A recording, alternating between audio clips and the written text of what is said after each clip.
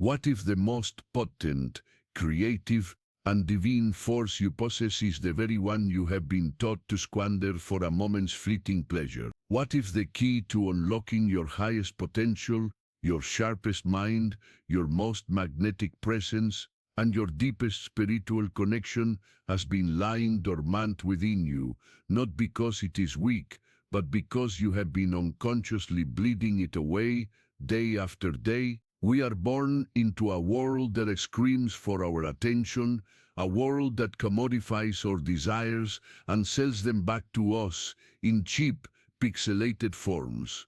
It has taught us that this sacred fire within, this raw, primal energy, is little more than an itch to be scratched, a pressure to be released. Society, in its endless hunger for distraction and consumption, has conditioned you to see your own life force as a disposable commodity. You are encouraged to spill it, to waste it, to chase an endless series of hollow echoes of genuine connection, leaving you perpetually drained, perpetually seeking, and never truly finding.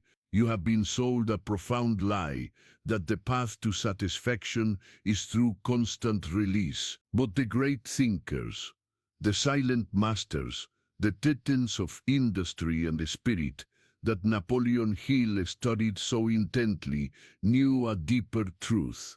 They understood that this energy, this sexual essence, is not a burden to be relieved of, but a treasure to be cultivated. They saw it not as a biological nuisance, but as the very raw material of genius, the fuel for ambition, the invisible current that powers a life of purpose and profound impact. They understood the ancient art of inner alchemy, the secret science of transmutation. And today you are being invited to learn their secret. You are being invited to embark on a journey, a 30-day pilgrimage into the core of your own power, to discover what happens to your body, your mind, and your very soul when you decided to stop wasting the elixir of life and instead learn to master it.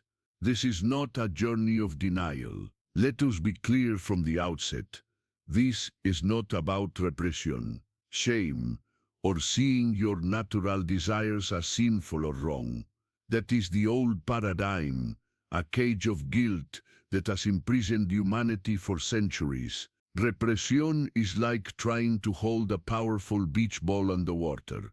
It will inevitably shoot up with uncontrolled force, often in distorted and unhealthy ways. No, this journey is about something far more profound, far more powerful. It is about respect. It is about reverence for the creative force of the universe that flows through your very veins. It is about understanding that the same energy that can create life can also be harnessed to recreate your life, to build empires, to create art, to solve complex problems, and to forge an unbreakable connection with the divine. Napoleon Hill called it sexual transmutation. He listed it as one of the most important secrets of successful men. He observed that men who achieve great things have learned, consciously or unconsciously, to redirect the immense power of their sexual drive away from purely physical expression and into their creative and professional endeavors. Think of this energy as a mighty river. For most of your life, you have allowed this river to flow aimlessly, to spill into shallow deltas of instant gratification, irrigating nothing of value, and often leaving a trail of mud and regret. The porn industry, the hookup culture, the endless scroll of social media, they are all cleverly constructed dams designed not to harness your power, but to divert it, to drain your reservoir, leaving your own fields barren and your spirit parched. The path of transmutation is the path of the master engineer. It is the conscious decision to build a hydroelectric dam on that river. You do not stop the river's flow. That would be impossible and foolish. Instead, you build a structure, a discipline, that allows the water to build up, to gather immense potential energy. And then you open the sluice gates with intention, directing that focused, powerful torrent to turbines that generate electricity, the electricity that will light up your mind, power your ambitions, and broadcast your presence to the world. So, what does this journey, this 30-day alchemical process, actually look like? The first week is the descent into the abyss. It is the trial by fire. Your body, your mind, your entire neurological system has been conditioned for release. It has been trained, like Pavlov's dog, to expect a reward, a dopamine hit at the slightest trigger. And when you deny it that familiar escape, the system rebels. This is where you come face to face with your shadow. The urges will arise, not as gentle suggestions, but as roaring tempests. Your mind will become a master trickster, a cunning lawyer, arguing for the necessity of release. It will tell you it's natural, it's healthy. You'll explode if you don't. You will explode if you don't. You will explode if you don't. You will explode if you don't. Use this one last time. It will dredge up memories, flash images across the screen of your imagination, and create a profound sense of psychological tension. This is not a scene of failure, it is the first scene of victory. You are witnessing the death throes of a deeply ingrained pattern. You are for the first time not a slave to the impulse, but an observer of it. This is the warrior's stance. You stand your ground in the center of the storm. In this first week, you will feel the void that the compulsive release was designed to cover up. You will feel the loneliness, the boredom, the anxiety, the subtle whispers of "I'm not enough" that you have been numbing for years. This is the most crucial phase. Most men fail here. They run from the discomfort, back to the familiar warmth of their digital pacifier. But the true seeker, the inner alchemist, understands that this discomfort is the raw material. This lead is what will be turned into gold. You must sit with the fire. You must allow the anxiety to be there without acting on it. You are teaching your body and your spirit a new language, the language of containment, of presence, of self-mastery. You will likely experience brain fog, irritability, and a feeling of being untethered. This is the rewiring process. Your brain is scrambling to recalibrate its dopamine receptors, which have been burned out by years of overstimulation. You are detoxing not from a substance, but from a behavior, from a way of being in the world that has kept you small. As you cross the threshold into the second week, something miraculous begins to happen. The storm begins to subside. The roaring of the beast in the abyss softens to a growl, and then to a murmur.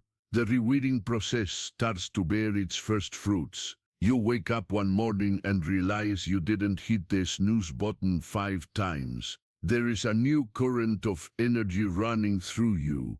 A clean, steady energy, not the frantic, jittery buzz of caffeine, but a deep, resonant Your mind, once a chaotic marketplace of fleeting thoughts and urges, begins to clear. The fog lifts. You find yourself able to focus on a task for longer periods. Words come to you more easily. Complex problems seem to untangle themselves with a newfound clarity. This is the first tangible return on your investment. The energy that was being habitually ejected from the lower centers of your body is now being drawn upward, beginning to nourish your brain. You will notice physical changes. Your eyes will become clearer, brighter, holding a certain depth and stillness that was not there before. People will notice. They won't know what it is, but they will feel it. Your gaze will have more weight, more presence, or your voice may begin to deepen slightly, carrying more resonance and authority. You are literally reinfusing your body with the most potent cocktail of hormones and vital nutrients that it produces, an elixir that you were previously throwing away. This is also the week where your dreams may become incredibly vivid and intense. Your subconscious mind is processing the shift, working through old patterns, and integrating this new, powerful energy. You are stirring the depths of your own psyche, and the creatures of the deep are beginning to surface. Do not fear them. Observe them. They are parts of you that are coming up for healing and integration. You are becoming whole. It is here, at this crucial turning point, where the path becomes clearer, but the old habits still whisper from the shadows, that the journey requires a deeper commitment. You have tasted the first fruits of this inner work. You have felt the initial shift from a life of dissipation to a life of cultivation. And if what I'm saying resonates with the deepest part of you, with that inner warrior who is tired of being a slave to his impulses and is ready to claim his throne, then I invite you to make this space your training ground. This channel is not about surface-level tips or quick hacks. It is a force for the soul.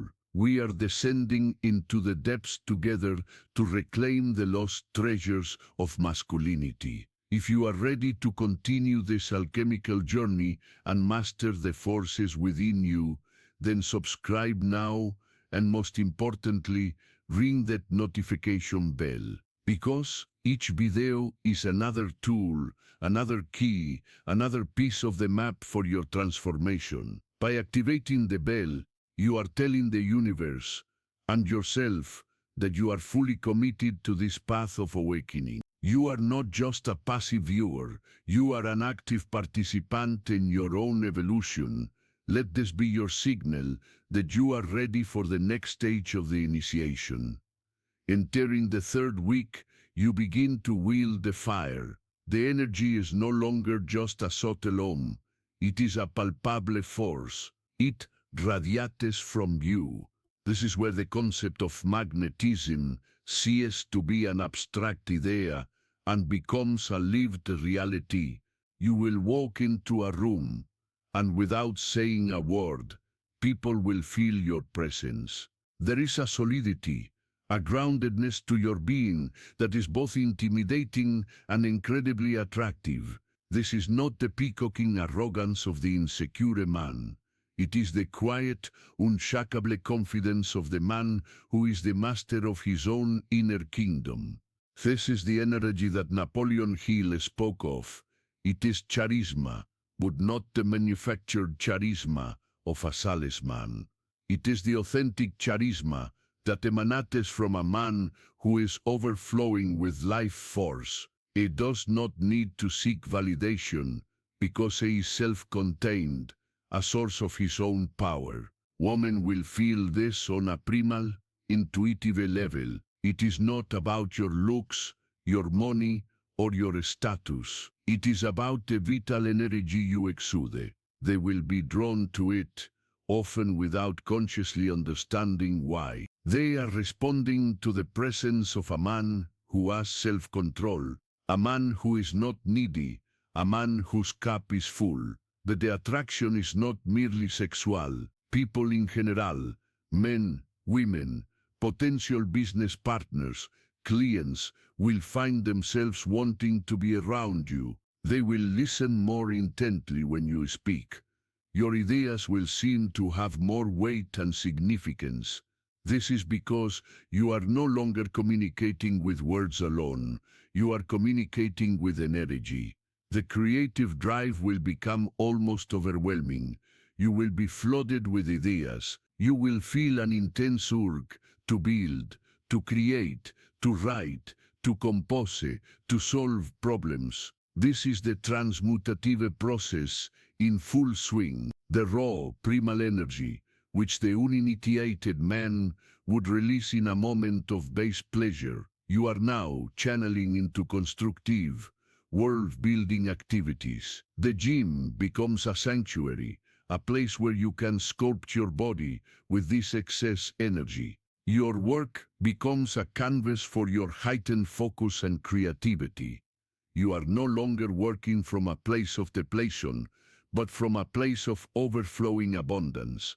You will find yourself becoming more assertive, more willing to set boundaries, less tolerant of disrespect. The nice guy persona, which is often a mask for fear and a lack of personal power, begins to dissolve, replaced by a keen but firm strength.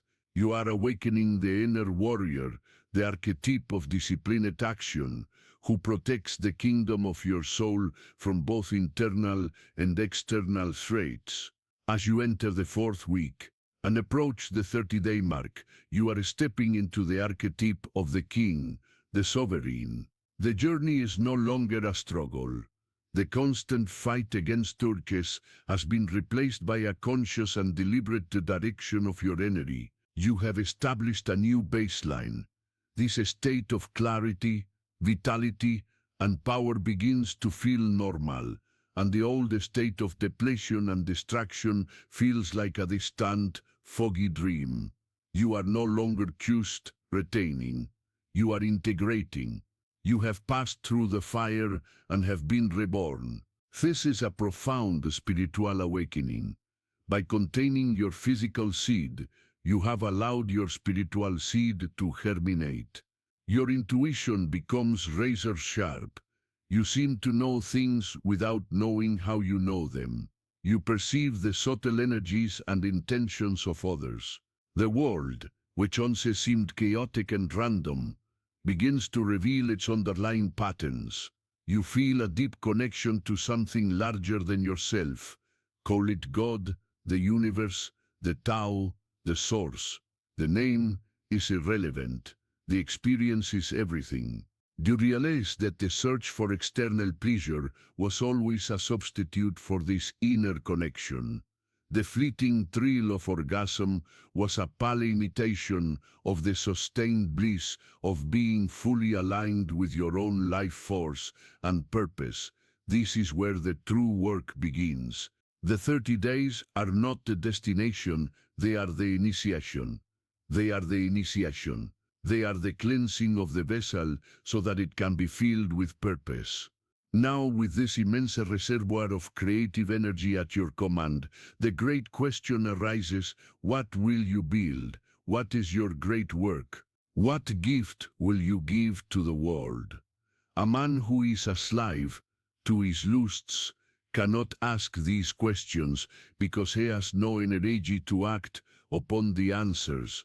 But a man who is the master of his energies becomes a force of nature, a conscious creator. He realizes that every desire he ever felt, every craving for intimacy and connection, was a distorted echo of a much deeper longing, the longing to merge with his own highest self, to unite his inner masculine and feminine, and to give birth to his unique genius in the world. He understands that the temptation to spill his seed was the temptation to abandon his post, to abdicate his throne, to forsake his divine creative power for a moment of animalistic release. He no longer sees women as objects for his gratification, but as fellow energetic beings, and seeks a partner who is worthy of the sacred energy he has cultivated, someone with whom he can build and create on all levels, physical, emotional, and spiritual. The journey of retention is the hero's journey condensed into a month of your life. You face your inner dragon, the compulsions and addictions that have kept you chained in the dark cave of your own psyche. You slay it not through violence, but through conscious awareness and disciplined non-action. You claim the treasure it was guarding, your own vital, creative life force, and you return to the world transformed with a gift to share.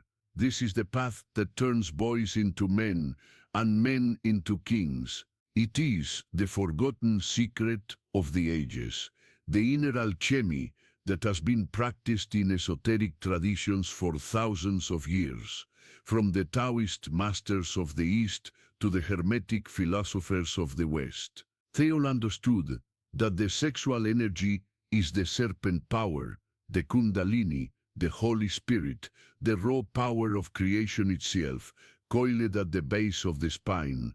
When it is allowed to flow downwards and outwards, it creates physical life, but it depletes the individual. When it is consciously drawn upwards, it illuminates the mind, awakens the heart, and turns a mortal man into a co-creator with the divine.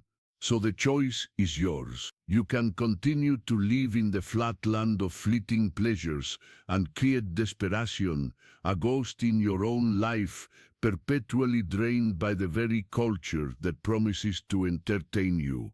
Or you can answer the call. You can take this first step, this sacred vow to yourself, for just 30 days, to reclaim your power, to honor your life force, and to discover the man you were always meant to be, the man who does not run from his desire, but stands his ground, embraces its fire, and forges into a sword of purpose. He is not the one who denies his power, he is the one who has finally learned how to wield it. This is not just about not ejaculating. It is about becoming a conscious vessel for the most powerful energy in the universe. It is about transforming the lead of your lower nature into the gold of your highest potential. The journey begins now. The fire is waiting. Step into the forge.